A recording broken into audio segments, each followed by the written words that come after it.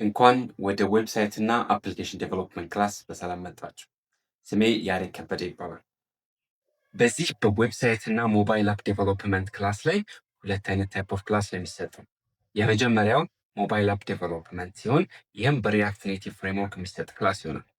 ሁለተኛው ደግሞ ቤዚካሊ የዌብሳይት ዴቨሎፕመንት ክላስ ነው።